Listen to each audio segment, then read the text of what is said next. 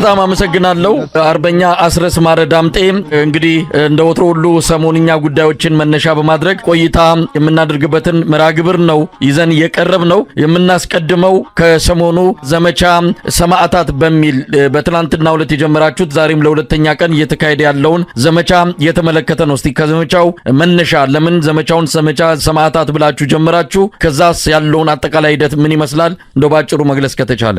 አመሰግናለሁ መሳይ። እንግዲህ እንደሚታወቀው ሰማዕታት ስንል ለተጋድሎ ሰማዕትነትን የከፈሉ ወገኖቻችንን ማለታችን ነው። ይህ ማለት ደግሞ ባለፉት 2 ዓመታት በፋኖና በአረመኔው የአብይ አህመድ አገዛዝ መካከል ነበረው የጦርነት ሂደት ውድ ህይወታቸውን የገበሩ አካላቸውን ያጎደሉ ብዙ ነገራቸውን ያጡ ወንድሞቻችን ታጋይ ፋኖች አሉ። ከነሱ ጎን ደግሞ አርሶ አደሮች እና ሌሎች ይህንን የህልውና ትግል የተቀላቅለው ከጠላት ጋር ተናንቀው ነፍሳቸውን የገበሩ ህይወታቸውን እየሰጡ አሉ። እነሱን በዘመቻ እና በሰማዕትነት ዘክረን አናውቅም እስከዛሬ። ስለዚህ እነሱም ታሳቢ ያደረገ ተጋድሎ ነው የሚደረገው። ይሄ የአማራ የህልውና ተጋድሎ ተልዕኮ የተቀደሰ ዓላማ ያለው ነው። አማራን ማዳን ብቻ ሳይሆን እግረ መንገዱንም ኢትዮጵያንም ጭምር የማዳን ሌላውንም ህዝብና የፖለቲካ ኃይል የማዳን ተልኮን ያነገበ ነው። ይህንን አሸባሪና አረመኔ አብይ አህመድ አገዛዝ እና ሰራዊት ታግሎ መሰዋት በታሪክ ፊት ታሪክን በደማቅ ቀለም እንደ መጻፍ የሚቆጠር ነው።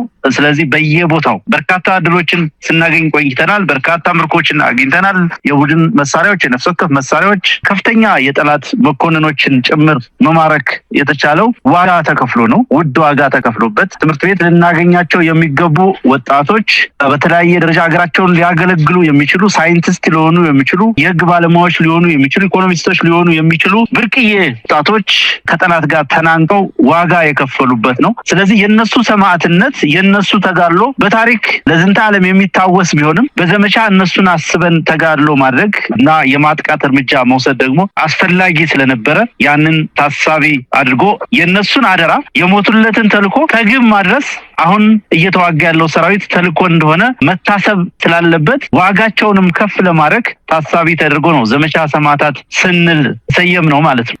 አርበኛ አስረስ እንግዲህ ምን የተለየ ያደርገዋል ይህን ዘመቻ? ምናልባት ከውጊያ አፈጻጸም ከድሉ እንግዲህ ከብዙ ዘመቻዎች ያደረጋችሁ ናቸው። የ100 ቀናት ዘመቻ፣ የ100 ተራሮች፣ ሌሎችም ዘመቻ አንድነትን በርካታ ዘመቻዎች ተካሂደዋልና ይህን ምን ይለየዋል? ከዚህ በተጨማሪ እንደው ድሎቹን ማረካቸዋቸውን በእጃችሁ ያስገባቸዋቸው በቁጥጥር ስር ያደረጋቸዋቸውን ነገሮች ጨምረው ድሉን እንዴት መግለጽ ይቻላል? የዘመቻ ሰማዕታት ከመታወጁ አስቀድሞ በተለይ ከፍኖተ ሰላም፣ ቡሬ፣ ማንኩሳ፣ ኦዳንሽ አካባቢ በ100 ኪሎ ሜትር ርቀት የሚሸፍን ጠንከር ያለ ውጊያ ስናደርግን የነበረ በዛ ከፍተኛ ሆኑ ምርኮች ማግኘት ተችሏል። ወታደራዊ ቁሳቁሶችን በሰፊው አግኝተናል። ሎጂስቲክሶችን ተገኝተዋል። ከዛም ቀደም ብሎ ደንበጫ አካባቢ እንዲሁ ከፍ ያሉ ደማቅ ወታደራዊ ድሎች የተገኙበት ጊዜ ነበረ። የዘመቻ ሰማዕታት የታወጀው ትላንት ነሐሴ 19 2017 ዓ.ም አነጋግ ላይ ነው የጀመረው። ከዛ ከጀመረ ሰዓት ጀምሮ በተመሳሳይ ሰዓት በሁሉም አካባቢዎች አንዳንዱ ቦታ ጠላት አስቀድሞ መረጃ ስለደረሰውና ገዢ ቦታዎችን ይዞ ደፈጣም ይዞ ይጠብቅ ስለነበረ የተወሰኑ ክፍለ ጦሮች ጃውን ትላንትና ያልጀመሩ ዛሬ የተቀላቀሉ አሉ። አብዛኞቹ ክፍለ ጦሮች ግን ትላንትና ጠዋት ጀምረው ነው ውጊያውን አድርገው የነበረው። በዚህም ቆይ ከተማ ከፍ ያለ ወታደራዊ ድል ተገኝቷል። ብቸና ከተማ መሀል ከተማ ድረስ ሰራዊታችን በመግባት ድል አግኝቷል። ከብቸና ወደ ደብረ ወርቅ በስመር ወይራ አካባቢ እንዲሁ ድል ተገኝቷል። በትናንትናው ዕለት ማለት ነው። ሌሎች በርካታ ያልጠቀስኳቸው አካባቢዎች ረቡ ገበያ፣ ስናን እንዲሁ ምስራቅ ጎጃም አካባቢም ድል ተገኝቷል። አሁን የምናደርጋቸው ውጊያዎች ሁሉም ከተሞች ላይ የሚደረጉ ሁሉም የጠላት ጠንካራ ይዞታ የሚባሉ ቦታዎች ላይ የሚደረጉ ናቸው። እነኚህ የጠቀስኩልህ ከተሞች ከባህር ዳር ወደ አዲስ አበባ የሚወስደው ትልቁ አውራ ጎዳና ላይ ወይ ጥቁር አስፋልት ላይ የሚገኙ ከተሞች ናቸው። በእነኚህ የዞንና ከፍ ያሉ የወረዳ ከተሞች ላይ የምናደርገው ውጊያ ደግሞ ጠንከር ያለ የጠላት ሎጂስቲክስ ስለሚገኝ ይህንን የሰራዊታችንን አቅም ለመገንባት ጠቅሟል። ትላንትና በርካታ ምሽጎችን የማስለቀቅ ውጊያ ከተደረገ በኋላ ትናንት ከጠላት ያስለቀቅናቸው ምሽጎች በመያዝ ዛሬ ደግሞ እነኛን ምሽጎች የኛ በማድረግ እንዲሁ ውጊያዎች ቀጥለው ነው የዋሉት። ትላንትና ረቡዕ ገበያ ላይ ከፍተኛ መኮንን የሬጅመንት መሪ የሆነ መደምሰስ ተችሏል። ዛሬም ምስራቅ ጎጃም ናርጅናው ጋር ወረዳ ፈለገ ብርሃን ከተማ እንዲሁ አስፋልት ላይ ያለ ትልቅ ከተማ ነው። እዚህ ከተማ ላይ ሁለት በመቶ አለቃ ማዕረግ ያሉ አንድ የጠላት ሰራዊት ሐኪም ሆነ ያው የመከላከያ ሰራዊት አባል ማለት ነው መደምሰስ ተችሏል። ሌሎች እግረኛ ሰራዊት አባላት በነፍስ ወከፍ መሳሪያ መቼም በየቀኑ በገፍ የምናገኘው ምርኮና የተለመደ ስለሆነ በርከት ያለ ነው። ያው በሶሻል ሚዲያም በተለያየ መንገድም እየተገለጸ ነው ያለ። ዘመቻ ሰማዕታት ለአንድ ቀን ለሁለት ቀን ተብሎ የሚቆም አይደለም፣ በተከታታይነት የሚደረግ ነው። ጠንከር ያሉ ዘመቻዎች ወደፊት ውጊያዎች ይቀጥላሉ። በተቀናጀ መንገድ በእቅድ በወታደራዊ አመራሮች ታስቦበት የሚመራ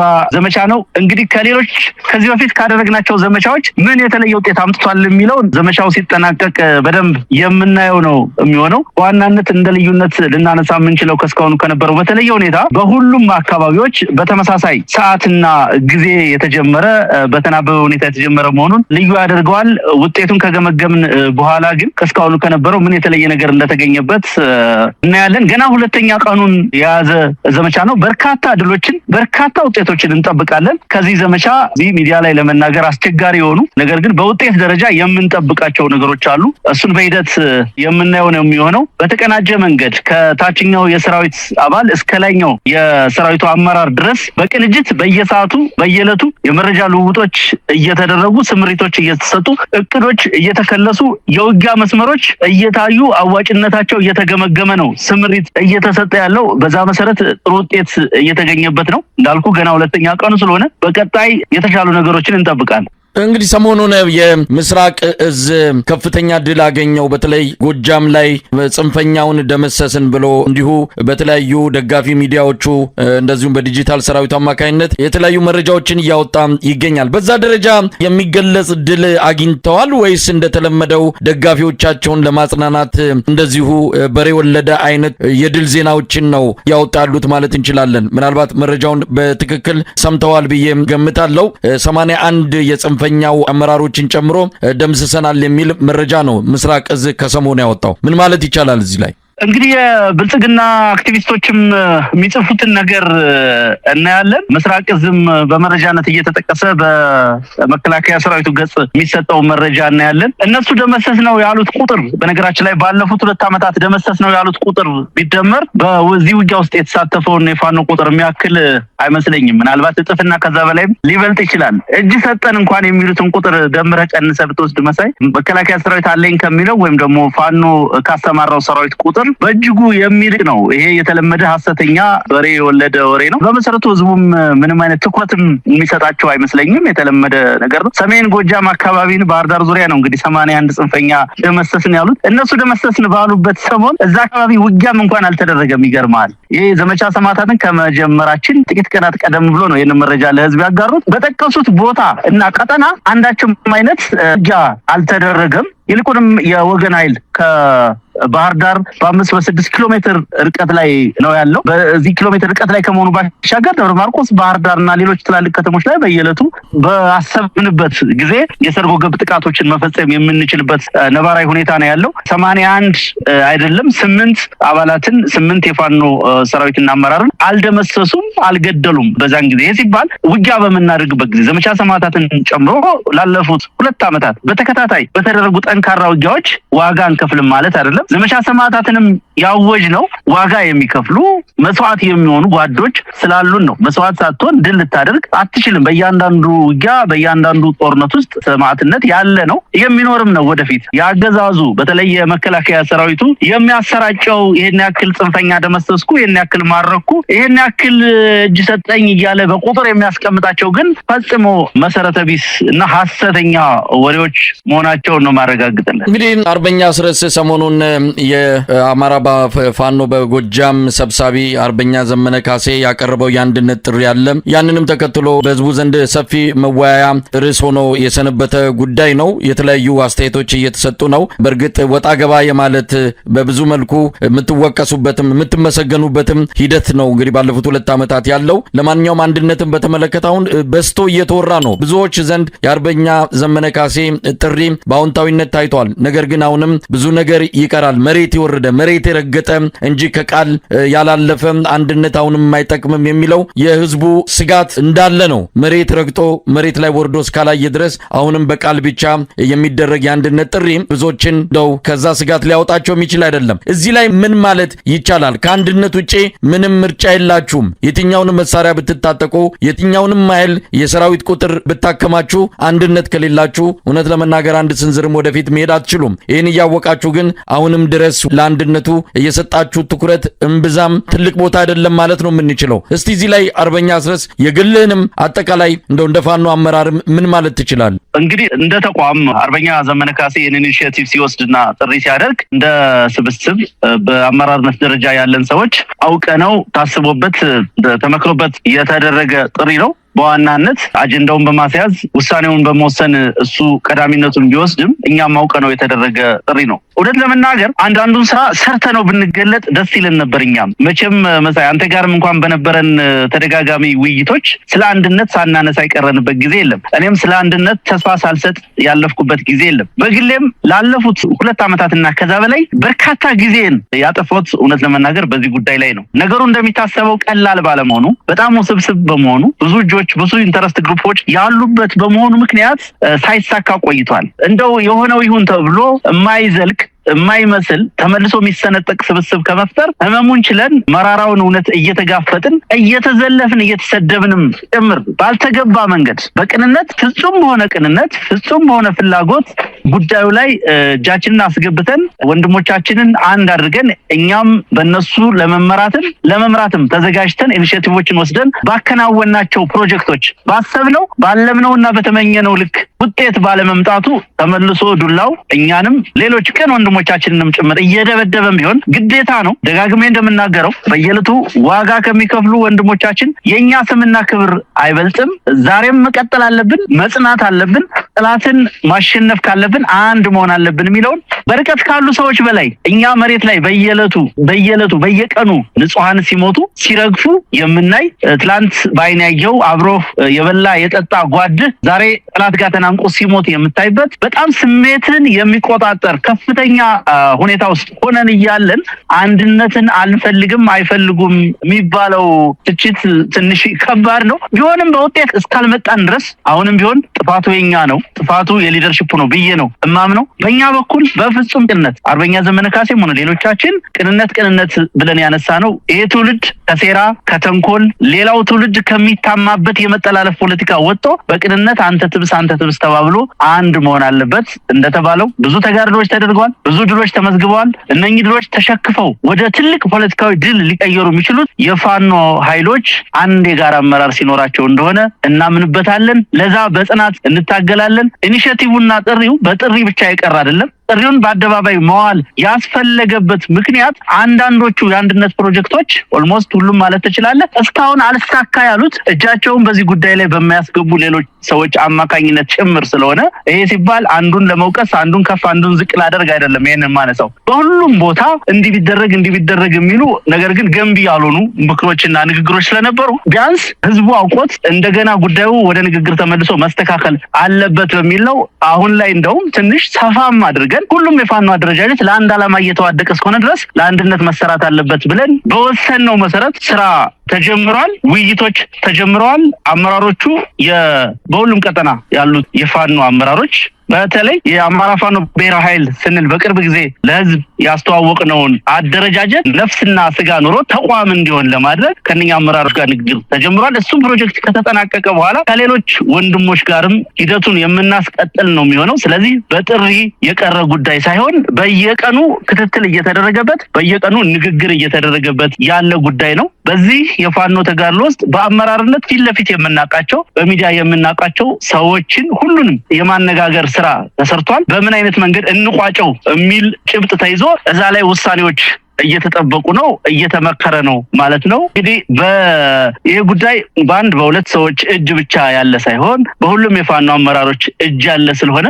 በዚህ ቀን ይጠናቀቃል በዚህ ቀን እናደርጋለሁ ብዬ በግሌም እንደ ስብስብም ቃል ለመግባት ልቸገር እችላለሁ። ሂደቱ ግን የተጀመረ ወዲያው ነው። በነጋታው ጥሪው በተደረገ በነጋታው እንዳየው ዓለም አቀፍ ማህበረሰቡን ጨምሮ ሚዲያውም ሌላውም አካል በጣም በጥሩ ሁኔታ ነው ኢኒሼቲቭን የተቀበለውና ደስተኛ የሆነው። በዛ ስሜት ወደ ስራ ገብተንበታል። ስራዎች እየተከናወኑ ነው ያሉት። እንግዲህ ውጤቱን አብረን የምናየው ነው የሚሆነው። እንዶ አርበኛ አስረስ ዳግም ይሄ ጉዞ የሚቀለበስበት ዳግም የተሰነቀውን ተስፋ የሚጫናገፍበት እድል እንዳይኖር አድርጋችሁ ነው ሂደቱን እያስቀጠላችሁ ያሉት። እንዳልከው አሁን ላይ ሙሉ ሙሉ ማረጋገጫ ልትሰጥ እንደማትችል ነግረህናል። ግን ደግሞ ስጋት አለን፣ ፍርሃት አለን ተመልሰው ወደዛ ወደ ልዩነታቸው እንዳይገቡ የሚል። ስለዚህ እንደው አሁን የጀመራችሁት ነገር ለአንዴና ለመጨረሻ ጊዜ የዚህ አማራን ህዝብ ጥያቄ የኢትዮጵያን ህዝብ ጥያቄ በሚመልስ መልኩ አንድነታችሁን እውን ለማድረግ የማትመለሱበትን ወደ ኋላ ስራ ጀምራችኋል ብለን እንደው ተስፋ እናድርግ።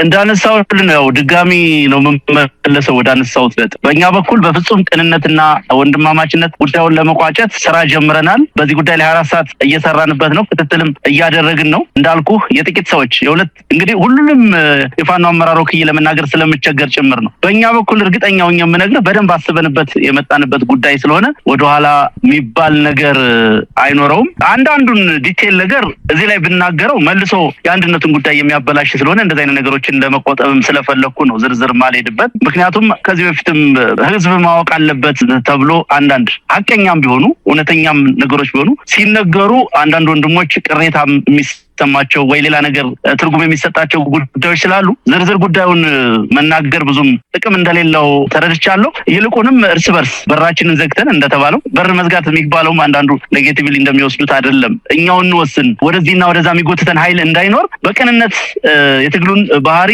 እና አስፈላጊነት በደንብ የምንረዳውና መሬት ላይ በየቀኑ ዋጋ የምንከፍለው ሰዎች እንወስን በሚል በዛ ስሜት ነው ወንድሞቻችንን እያናገርን ያለን። ሰው ሚዲያ ላይ የሚያየውን ነገር የትግሉ ደጋፊ ትግሉን በስስት የሚያየው አካል በተለይ ሶሻል ሚዲያ ላይ ፌስቡክ ላይ የሚያያቸውን ምልልሶችን እና ሌሎች ነገሮች በማየት አንዳንዴ ተስፋ የመቁረጥ ስሜት አንዳንዴ ለመቼም እንዳይሆኑም ለእንዲህ ነገር ይኖራል። በነገራችን ላይ ላለፉት ጊዜያትም መነጋገሩ ተቋርጦ አያውቅም። የአሁኑ በተለየ ሁኔታ በዚህ አጀንዳ ላይ ብቻ መሰረት አድርገን በእኛ በኩል ለዚህ ተብሎ ቲም ጭምር ተዋቅሮ ስራዎች እየተሰሩ ነው ያሉት።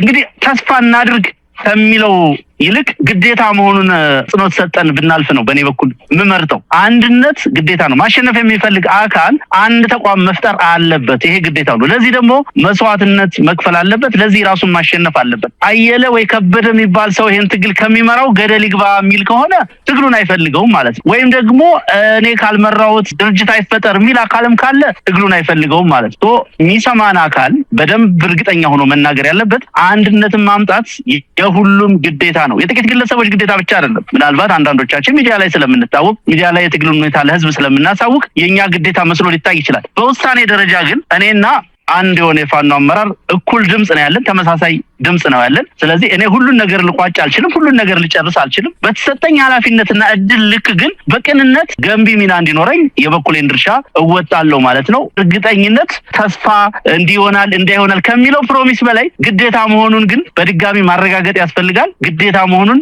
መነገር አለበት። እያንዳንዱ የፋኖ አመራር አንድ ተቋም መውለድ ግዴታው አድርጎ መውሰድ አለበት። ይሄንን ግዴታ የማይቀበል የፋኖ አመራር ቢኖር አመራርነቱን መተው አለበት ብዬ ነው ጽኖት ሰጥቼ መናገር ምፈልግ። እንግዲህ አርበኛ አስረስ ምናልባት የአማራ ክልል ምስለኔ አስተዳደር ባለስልጣናትን ምን ያህል በእናንተ ቦታ እንዳላቸው አላውቅም፣ ምን ያህል ትኩረት እንደምትሰጧቸው ከአማራ ክልል ሳይሆን በፌዴራል በኩል ካሉ ባለስልጣናት ወይም ደግሞ ከአብይ አህመድ አስተዳደር ጋር ያለውን ሁኔታ ነው በቅርበት የምትከታተሉትና ትግላችሁንም ከዛ አንጻር እንደምታካሂዱት ይገባናል። ምስለኔው አስተዳደር ባለስልጣናት ምንም አይነት ትርጉም ያለው ስልጣን እንደሌላቸው ይታወቃል። ነገር ግን ሰሞኑን የብልጽግና ጽህፈት ቤት ኃላፊ የአማራ ክልል አቶ ይድጋ ሲሳይ ወደ አንድ ማህበረሰብ ጎራ ብለው ስለናንተ የተናገረውን በተወሰነ ደረጃ ብንሰማውና አስተያየት በሰጥበት ጥሩ ነው። ምክንያቱም ሌሎች ማህበረሰቦች ዘንድ ይህ አይነቱ አመለካከት ፋኖን በተመለከተ እየገነገነ መጥቷል፣ እንደው እየሰፋ መጥቷልና ይሄ አመለካከት ምናልባት ቶሎ ካልተገራ ህብረተሰቡንም ያሳስታል። ከዚህ አንጻር ምላሽ ብትሰጡበት ጥሩ ነው በሚል ነው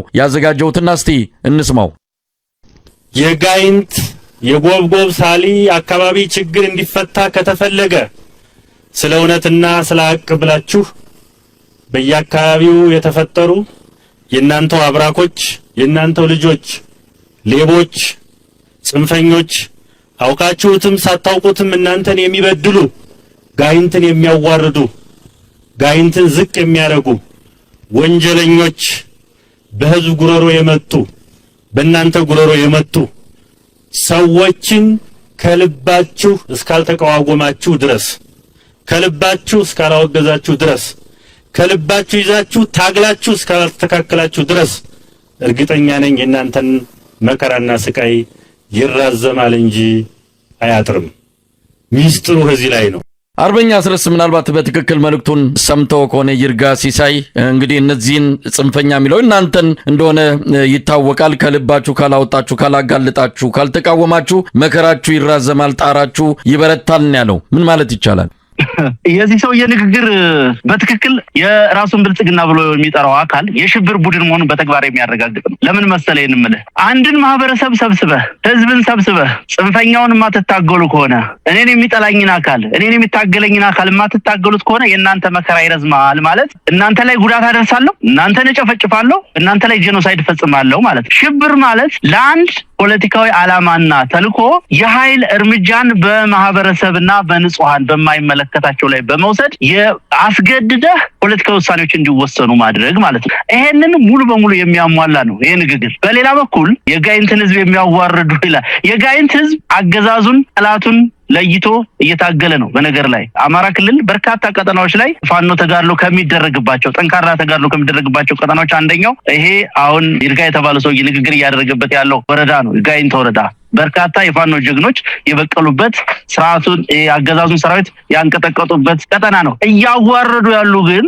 ይርጋና መሰሎቹ ናቸው። ይሄንን ህዝብ እግር ከወርች አስረው ለባርነት አብይ አህመድ ለሚባል አንድ ምን ፖሊሲ እንዳለው የማይታወቅ ግለሰብ ተገዥና ባሪያ እንዲሆን ለማድረግ ተሰልፈው በመሬት በኮንዶሚኒየም ቤት ተገዝተው በደሞዝ በጥቅማ ጥቅም ተታለው የራሳቸውን ህዝብ በባርነት ለማቆየት የሚፈልጉ ናቸው። አማራንም አሁን የጠራውንም ጋይንትንም ለማዋረድ የሚሯሯጡት። ፋኖ በአንጻሩ ለአማራ ህዝብ ልዕልናና ክብር የቆመ ነው። በስኬት ወደፊት ትግሉን ያጠናቅቃል። በአጠቃላይ አገዛዙ ከዚህ የተሻለ ፖለቲካ መናገር አይችልም። ደሊቨር ማድረግ በተግባር ደሊቨር የሚያደርገው ፖለቲካ አይደለም። የሚናገሩትም የለም። እንደ እውነቱ ቢሆን ይህ ግለሰብ የአማራ ብልጽግና ፓርቲ አመራር እንደመሆኑ መጠን የፓርቲውን የፖሊሲ ፕሮግራም እና ሌላውን አቅጣጫ ነው ለህዝብ ሊያስቀምጥ ይገባ የነበረው። ነገር ግን የለውም። ሀሳብ ስለሌለው፣ ፕሮግራም ስለሌለው፣ ፖሊሲ ስለሌለው፣ ለህዝብ የሚናገሩት ነገር ስለሌለ መናገር የሚችሉት ይሄንን ብቻ ነው። እነሱ ማሸነፍ ያልቻሉትን ፋኖ እነሱ ከእግረኛ ከክላሽ እስከ ድሮን ታጥቀው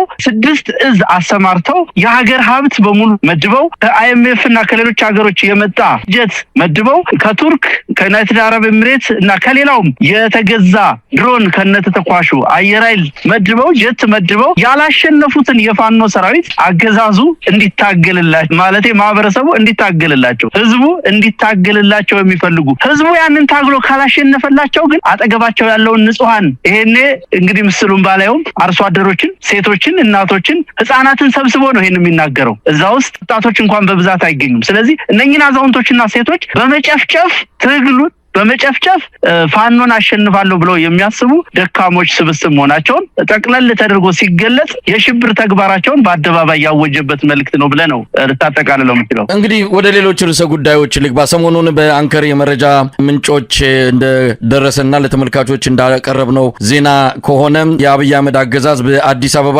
ህዝባዊ አመጽ ይከሰታል የሚል ስጋት እንዳለው፣ ለዚህም በብሔራዊ የደህንነት ምክር ቤት አማካኝነት ምክክር አድርጎ አንድ ውሳኔ ማስተላለፉ ይህ የህዝብ እምቢተኝነት ከመፈንዳቱ በፊት ብዙ ነገሮችን ማድረግ እንደሚገባ በፕሮፓጋንዳ የህብረተሰቡን ትኩረት ማስቀየስ፣ ህብረተሰቡን ስለሌላ ነገር እንዳያስብ ሐሳቡን እንዲበታተን ማድረግ፣ ይህንንም የአባይ ግድብ ምርቃትን ጨምሮ የደሞዝ ጭማሪ ሌሎችንም ሐሳቦችንና አጀንዳዎችን በማምጣት ህብረተሰቡን መወጠር የሚል አንድ እንደ መፍትሄ ሐሳብ የቀረበ፣ ይህ ካልሆነና ይህን ተሻግሮ ግን ህዝቡ ወደ አመጽ የሚሄድ ከሆነ በኃይል የመጨፍለቅ እርምጃ እንዲከናወን፣ ለዚህም የተለየ ልዩ ወታደራዊ መዋቅር መደራጀቱን በጀነራል ማብደታ የሚመራው በአዲስ አበባ በ100 ኪሎ ሜትር ራዲየስ ውስጥ ኃላፊነቱን ወስዶ የፖለቲካውንም ሆነ ወታደራዊ እንቅስቃሴን በበላይነት ይዞ በአስቸኳይ አዋጅ ባልታወጀ አስቸኳይ አዋጅ ስር አካባቢዎችን በቁጥጥር ስር በማድረግ ከፍተኛ የሆነ የአፈና ስራ ለማከናወን ውሳኔ ላይ ደርሶ እንቅስቃሴ ጀምሯል። ምናልባት የፋኖ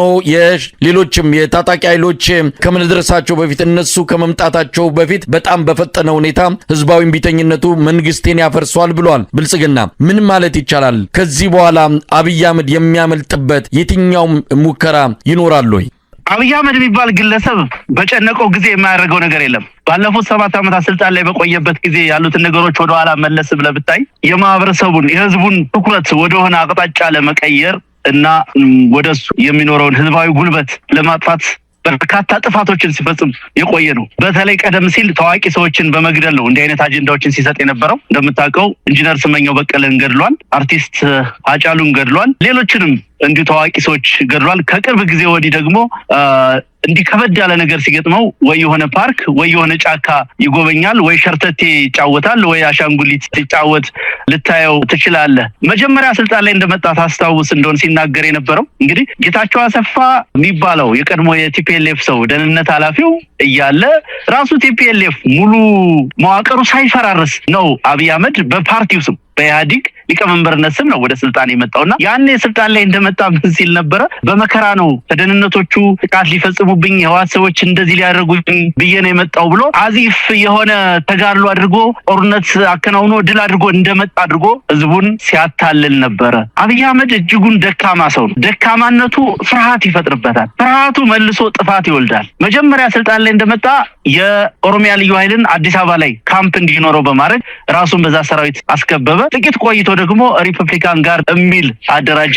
ይሄ ሪፐብሊካን ጋርድ አሁን ላይ ዛሬ ላይ በኮር ደረጃ ነው ያለው። የበጀትና ሌሎች የቢሮክራሲ ጉዳዮች ካልገጠሙት በስተቀር በእዝ ደረጃ ሊያደራጀው ነው የተዘጋጀው። በነገራችን ላይ ማዕከላዊ እዝ የሚባለው ኃይል ራሱ ሪፐብሊካን ጋርድ እንዲሆን ነበር። አብይ አህመድ የሚባል አንድ ግለሰብ በአንድ እዝ እንዲጠበቅ ነው ምኞቱና ፍላጎቱ። ይሄ ከፍርሃቱ የመነጨ ነው። ፍርሃቱ ከምን መነጨ ካልን ደግሞ ከደካማነቱ ነው። ደካማነቱ ምንን ወለደ? የፖሊሲ ክላሪቲ የለውም። ፖሊሲ ክላሪቲ ከምንለው እንደውም ፖሊሲ ራሱ አለው ወይ? አሁን ክሊር ያልሆነው ወይ ግልጽ ያልሆነው ጉዳይ ብልጽግና ወይ አብይ አህመድ የሚባለው ግለሰብ ፖሊሲ ያላቸው ራሱ ፓርቲ ነው። የፓርቲስ ቁመና አለው። የመንግስትነት ቁመና ሳለው የሚለው በራሱ ግልጽ አይደለም። ይሄ ጉዳይ ደግሞ ምን ይዞ ይመጣል? በምትወስነው ውሳኔ የእርግጠኝነት ማነስን ይዞ ይመጣል። በምትወስነው በምትናገረው ነገር ህዝቡ ይቀበል አይቀበል ቼክ የምታደርግበት ሜካኒዝም እንኳን የለም። በዛ ላይ አሁን ያለው የኑሮ ውድነት፣ አሁን ያለው መስቀልቅል፣ አሁን ያለው ጦርነት፣ አጠቃላይ ቀውስ ትኩረት መነፈጉም ጭምር አንድ ወቅት ኢንጂነር ይልቃል የተናገረው አለ። ሁልጊዜ የሚገርመኝ ነገር ስልጣን ላይ መጥቶ ከተወሰነ ጊዜ በኋላ ምን አድርጎ ነበር አብይ አህመድ? የስልክ መጥሪያ ላይ ድምፁ ይሰማ ነበር። ስልክ ስደውልና የ4 ዓመት ህፃን ልጅ ይመስለኛል አለ ይልቃል። የ4 ዓመት ህፃን ማውራት የጀመረ ልጅ አፍህን እንድትሰማው አፍህን እየተመተመ ይናገራልና እሱን እየመሰለ ነው አለ። አሁን ከዛም ስሜት ያለፈ ሁኔታ ውስጥ ነው ያለው። አይተህ እንደሆነ 2 ሰዓት የፈጀ ቃለ ምልልስ በፋና ሰጥቶ በ24 በ25 ሰዓት ውስጥ 30,000 ሰው እንኳን አላየውም። ፋና 2 ሚሊዮን ሰብስክራይበር አለው ዩቲዩብ ላይ። እኔ እናንተ የምናወራውን ንግግር በ24 ሰዓት ውስጥ አነሰ ቢባል 100,000 ሰው ያየዋል። ምን ያህል ሰብስክራይበር እንዳለው አላውቅም አንከር ሚዲያ። ስለዚህ በዚህ ልክ የህዝቡን ትኩረት ያጣ፣ የህዝቡን ብቻ አይደለም ራሱ በካድሬነት ያደራጀውን ስብስብ ደካማ ስብስብ ጭምር ወዳደር ስብስብ ጭምር ትኩረት ያጣ እጅግ በጣም ፈሪ ግለሰብ በመሆኑ አሁን የምትለውን ነገር ያደርገዋል። በእርግጠኝነት ህዝብ አመጽ ይነሳብኛል አጠገቡ ያለውንም ጥላውንም ጭምር በማያምንበት ደረጃ ፍርሃት ውስጥ ያለ ግለሰብ ነው። ይሄ ፍርሃት የሚመነጨው ደግሞ ምንም አይነት ዴሊቨር የማያደርግበት ሁኔታና ደካማ እጅግ በጣም ኮሳሳ ኢትዮጵያን ለምታክል ሀገር ኮሰሰ ድንክ የፖለቲካ ድንክ የሆነ ግለሰብ ነው። የግለሰብ ሶፍ ያ ፍርሃቱ አምባገነንነቱን ይወልዳል። ያ አምባገነንነቱ ሌላ ትርምስ ይፈጥራል። መሪውንም ሀገሩንም መንግስቱንም የሚጠብቀው ሰላም፣ ዲሞክራሲ፣ የህዝብ ነጻነት፣ የህዝብ ፍቅር ነው ዋነኛው አጥር። 1000 ጊዜ ሪፐብሊካን ጋርድ ቢያሰማራ 1000 ጊዜ ልዩ ኮማንዶ ቢያሰለጥንና ቢያደራጅ ያው ያሰለጠነው ኃይል መልሶ እየፈረሰ ራሱን ከመብላት ወደ ኋላ እንደማይል በእርግጠኝነት ነው ምነግር።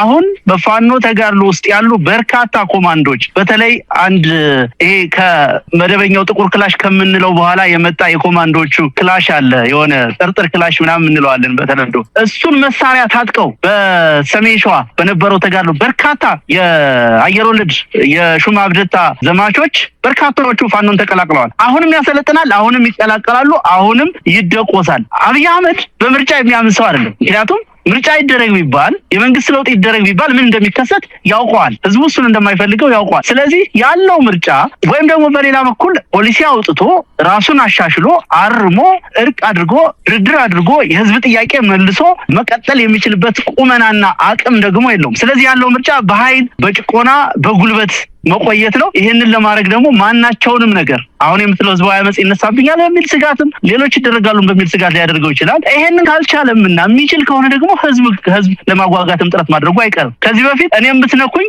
ከሱሉልታ ከቡራዩ መቶ ሺዎች መጣው እልቂት ይፈጸማል እያለ ሲናገር ነበር።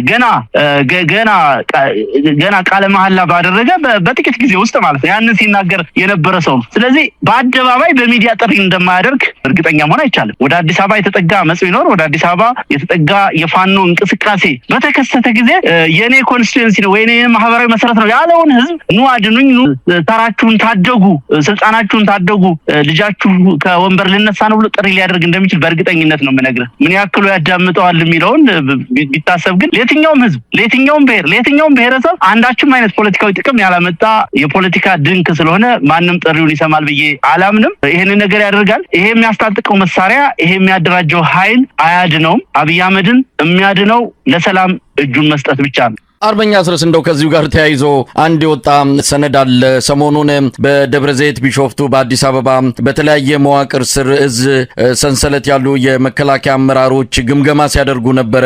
ይህን ግምገማም እየተከታተልን በየጊዜው ዜናውን ስናወጣ ነበረ። ያ የግምገማ ሂደት ተጠናቆ አሁን ሪፖርቱ በላይ በተለይም ለፊልድ ማርሻሉ እንደቀረበ ነው እየሰማነው። ያ ሰነድ አይተነዋል። ሰነዱ ላይ በጣም የሚገርሙ ነገሮችን ነው የምናስተውለው። እንደ ሀገር ይሄ የኢትዮጵያ እየተባለ የሚጠራው መከላከያ ሰራዊት በዚህ ደረጃ በዚህ አይነት ቁመና ላይ እንዳለ የራሱ የመከላከያ ሰራዊት አመራሮች የገመገሙትን ስንመለከት በእውነቱ በጣም ነው ያዘንነውና የደነገጥነው በዚህ ደረጃ መሆኑን። ምክንያቱም ብርሃኑ ጁላ በቅርቡ ነው የኢትዮጵያ መከላከያ ሰራዊት በዓለም የሚወዳደረው የለም፣ በየትኛውም የዓለም ክፍለ ዓለማት ብትሄዱ እንደ ኢትዮጵያ መከላከያ ሰራዊት ጠንካራ የለም፣ በዚህ ምክንያት እዚህም እዚያም እንጋበዛለን፣ እዚህም እዛም ኑ እየተባለን ግብዣ ይቀርብልናል ያለው ፊልድ ማርሻል ብርሃኑ ጁላ እንዲህ አይነት ሰራዊት ይዞ መሆኑን ስንረዳ በእውነቱ በጣም ነው ያዘንነውና የደነገጥነው። እንግዲህ እንደተረዳነው ከሆነ ዲሲፕሊን ያለው ሰራዊትም አይደለም፣ በብሔረሰብ ተለያይቷል። በተለይ በአማራና በኦሮሞ